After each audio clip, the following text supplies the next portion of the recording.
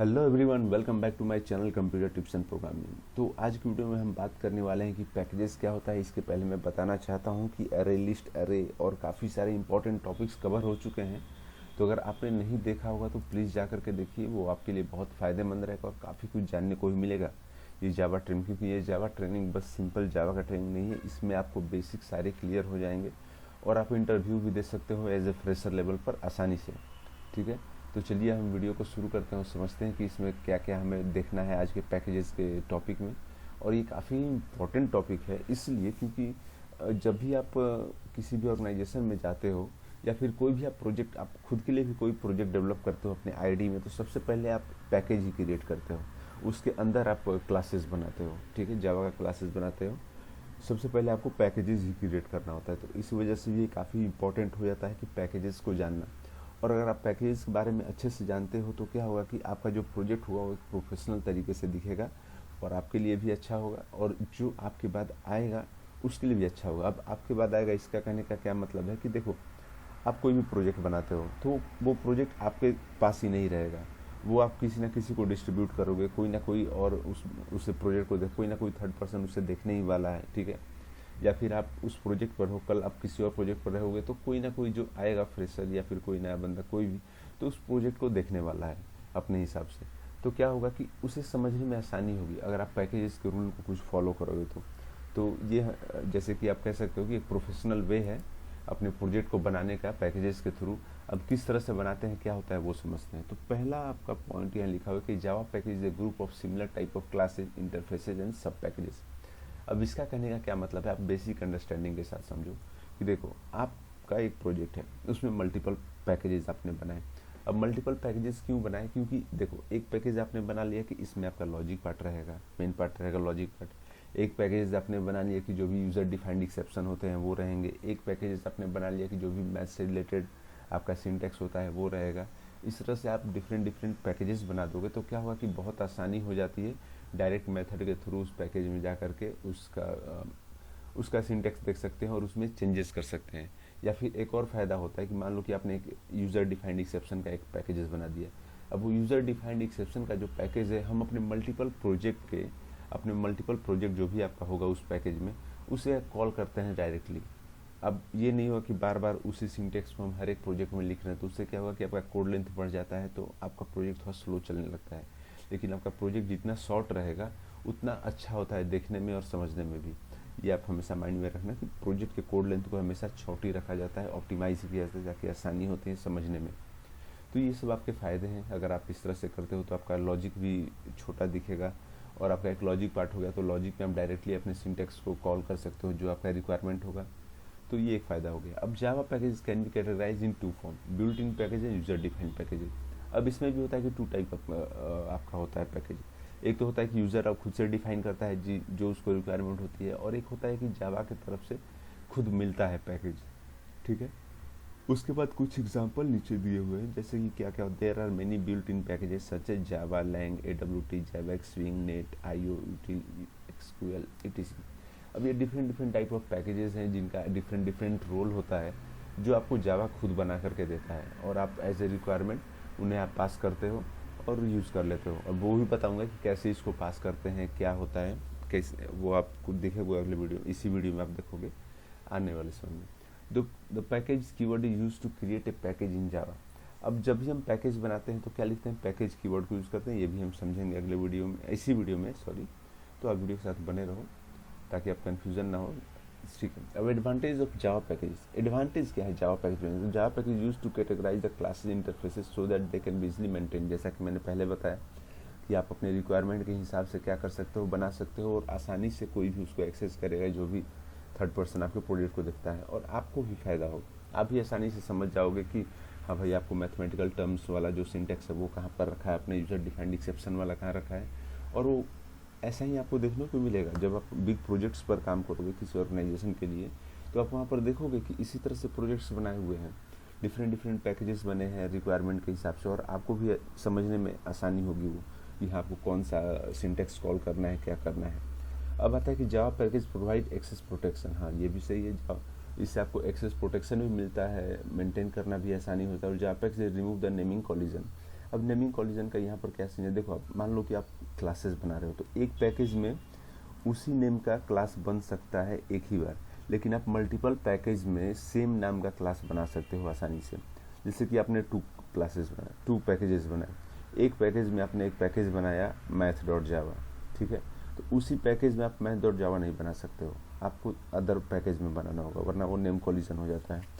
तो अगर आप मल्टीपल पैकेजेस बनाते हो तो आसान हो जाता है एक अलग अलग पैकेजेस में सेम नाम का क्लास बनाना और समझने के लिए भी। तो ये तो बेसिक से जानकारी हो गया, वैसे इतना नहीं, लेकिन जरूरी होता है पैकेजेस के बारे में जानना कि पैकेज बनाना क्यों इंपॉर्टेंट है, क्या इसका रोल होता है।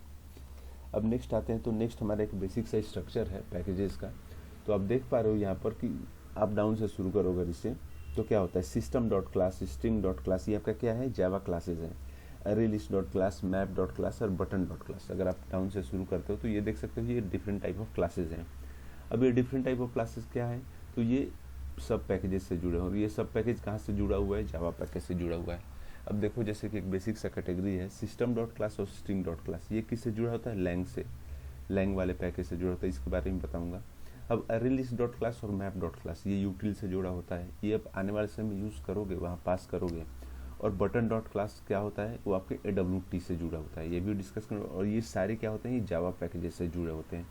तो ये बेसिक सा स्ट्रक्चर है, याद करने का ज़रूरत नहीं है, लेकिन अगर आपके एग्ज़ाम में आता है तो आप इसे लिख सकते हो ताकि आसानी होगा। और आई होप ये अगर आप इस पॉइंट्स को मेंटेन भी कर देते हो अपने एग्ज़ाम में, पैकेजेस क्या होते हैं या फिर अपने इंटरव्यू में, तो आई एम डैम श्योर आपको अच्छा ही मार्क्स दिया जाएगा इस पर, या फिर गुड रैंक पर के लिए, उसके लिए आपको गुड मार्क्स या गुड पॉइंट दिया जाएगा, ठीक है। तो ये तो हो गया। अब नेक्स्ट हमारा आता है कि अबाउट पैकेजेस थोड़ा देख लेते हैं। तो जैसा कि आपने यहाँ पर देखा AWT, यूटिल, लैंग क्या होता है, तो एक बेसिक सा इसके बारे में समझ लो आप। AWT stand for abstract window toolkit, ये आपको पूछा नहीं जाएगा, लेकिन अगर आप जानते हो तो अच्छी बात है, तो आप अच्छे से समझ पाओगे चीज़ों को। तो AWT stand for abstract window toolkit is an application programming interface, okay, for creating graphical user interfaces GUI in Java. Application programming interface एक टर्म होता है, ठीक है, API का, और GUI ग्राफिक यूजर इंटरफेस ये भी टर्म होता है। तो जैसे जैसे आप यूज़ करोगे आपको क्लियर होता जाएगा, तो इसके बारे में प्रेशर नहीं लेना है। अब यूटिल contents all the classes of the creating user interface for painting, graphics, images. जैसे कि आपको अगर पेंटिंग, ग्राफिक्स, इमेजेस ये सब की ज़रूरत पड़ती है तो आप यूटिल का यूज़ करते हो। अगर आपको ग्राफिक्स यूजर इंटरफेस या फिर APIs को यूज़ करना होता है तो उसके लिए आप AWT को यूज़ करते हो, AWT पैकेज को यूज़ करते हो, अंडरस्टैंड। उसी तरह अगर आपको कुछ और यूज़ करना है, जैसे डिज़ाइनिंग या फिर fundamental to the design to the Java programming languages, तो उसके लिए आप लैंग को यूज़ करते हो। लैंग क्या करता है, lang provide the classes that are the fundamental to the design of the Java programming languages. तो ये आपको थर्ड पॉइंट जो दिख रहा है, तो ये आपको लैंग के लिए है कि provide the classes that are fundamental to the design of the Java programming. इसी तरह से डिफरेंट टाइप ऑफ आपको पैकेजेस दिखने को मिलेंगे, और उनका अपना यूज़ होगा अपने रिक्वायरमेंट के हिसाब से। जैसे कि यहाँ पर आपने देखा कि API को यूज़ करना है तो उसके लिए क्या ग्राफिक डिज़ाइन को यूज़ करना है, ग्राफिक यूजर इंटरफेस को यूज़ करना है, इमेजेस को यूज़ करना है, उसी तरह से होता है मल्टीपल टाइम। तो ये रटने का ज़रूरत नहीं है, बस समझना बहुत इंपॉर्टेंट है इसको। अब आ जाओ यहाँ पर समझते हैं प्रोग्रामिंग के थ्रू। तो जैसा कि मैंने बोला कि आप डिफरेंट पैकेजेस को और डिफरेंट क्लासेस क्रिएट कर सकते हो। जैसा कि आप देख रहे हो यहाँ पर कि ये 2 पैकेजेस हैं, com.demo.avinash, और यहाँ पर एक और मैथ पैकेज है, ठीक है। अब इसमें मैंने एक अलग क्लास बनाया, और आप देखोगे यहाँ पर पैकेज नेम कहाँ लिखा होता है, तो आपको देखो ये रहा आपका पैकेज नेम यहाँ लिखा हुआ है।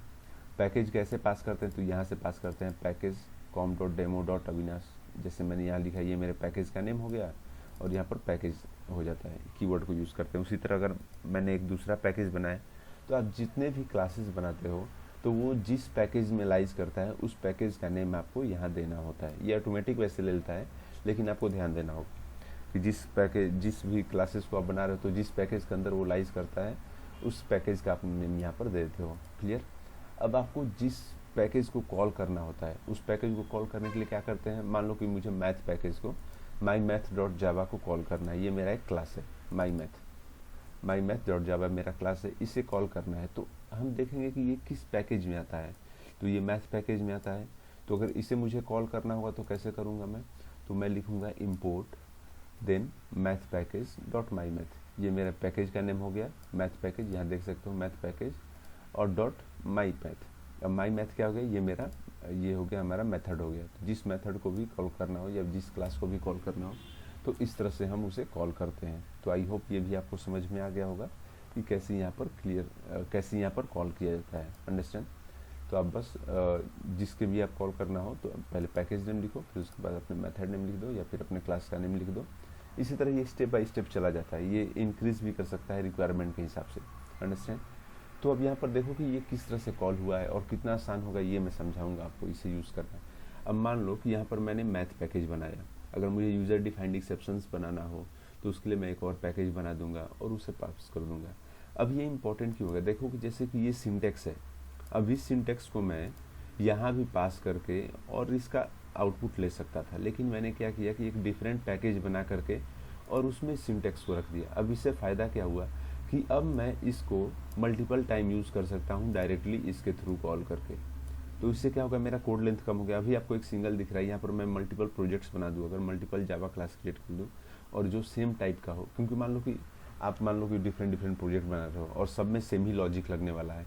तो सेम जब लॉजिक लगने वाला है तो क्यों मैं सेम सिंटेक्स को हर एक प्रोजेक्ट में लिखूँ, क्यों ना मैं सेपरेट एक बना दूँ और सेम सिंटेक्स को मैं बार बार कॉल कर लूँ, ताकि वो आसान होगा, प्रोजेक्ट लेंथ भी कम हो जाएगा और प्रोजेक्ट अच्छे से रन भी करेगा। तो ये आपका फ़ायदा हो जाता है कि पैकेजेस बनाने का क्या फ़ायदा है, ये आप समझ गए। अब इसको समझते हैं कि ये कैसे हुआ है। ठीक है, तो यहाँ पर देखो आप, जैसे कि ये मेरा मेन क्लास नेम हो गया। ठीक है, अब इसमें मैंने public static void main method pass कर दिया और यहाँ पर मैंने एक ऑब्जेक्ट बना दिया। अब ऑब्जेक्ट मैंने बना दिया और यहाँ पर मुझे 2 ऑपरेशंस फॉलो करना है, सब्ट्रैक्शन और एडिशन का। तो यहाँ पर मैंने मैथ डॉट सब्ट्रैक्ट कर दिया। तो मैथ हमारा ये ऑब्जेक्ट का नेम हो गया, यहाँ देख सकते हो, और ये डॉट सब्ट्रैक्ट। अब ये डॉट सब्ट्रैक्ट और एडिशन क्या होगा, मान लो कि कोई प्रोजेक्ट्स बनता है तो उसमें ऐसा नहीं है कि एक ही बार सब्ट्रैक्शन यूज़ होगा फिर, क्योंकि मल्टीपल प्रोजेक्ट्स में मल्टीपल टाइम सब्ट्रैक्शन यूज़ होंगे। तो मैंने क्या किया, यहाँ पर एक सब्ट्रैक्ट बना दिया और वहाँ पर पास कर दिया अपने वेरिएबल को। जैसे कि आप देखो माई मैथ में, तो यहाँ पर मैंने क्या किया है, पब्लिक डबल सब्ट्रैक्ट एक मेथड बनाया और इस मेथड में मैंने पैरामीटर पास कर दिया, 2 पैरामीटर ए और बी। तो कोई भी वहाँ पर पैरामीटर दिया जाएगा तो पहला कंसिडर किया जाएगा एज ए डबल ए और दूसरा as A double B parameter. उसी तरह एडिशन के लिए भी हो गया। अब जो भी आएगा तो क्या होगा, वो आपका ए माइनस बी के बेसिस पर चलेगा। तो ए में से बी होगा तो पहला जो होगा वो दूसरे वाले को माइनस कर देगा। यहाँ पर पहला दूसरा दोनों ऐड हो जाएगा। अब इनको हम यहाँ कॉल कर देते हैं अपने मेन क्लास में। ठीक है, तो मैथ डॉट सब्ट्रैक्ट कर दिया और मैंने 2 पैरामीटर पास कर दिया। तो ये एज ए कंसीडर होगा, ये एज ए बी कंसीडर होगा। उसी तरह एडिशन के लिए भी ये एज ए कंसीडर होगा और ये बी। अब ये जो सब्ट्रैक्ट है ये आया इस मेथड से सब्ट्रैक्ट, और ये एडिशन जो आपका है यहाँ पर मेंशन है एडिशन। तो इससे क्या होगा कि आप जो कुछ भी पैरामीटर पास करोगे तो डायरेक्टली समझ लेगा कि इसे एडिशन करना है कि सब्ट्रैक्ट करना है, और आपका कोड लेंथ भी छोटा हो जाएगा। अब इसी तरह का मान लो कि मेरे पास और 2-4 प्रोजेक्ट हैं।